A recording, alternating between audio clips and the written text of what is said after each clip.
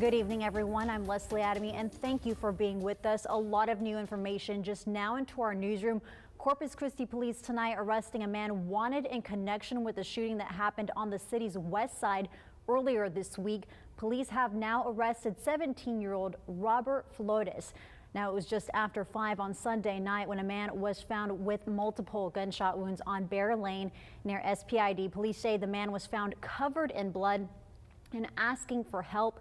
Medics were called to the scene and transferred him to Christus Bond Shoreline Hospital. Flores now facing charges of aggravated assault with a deadly weapon.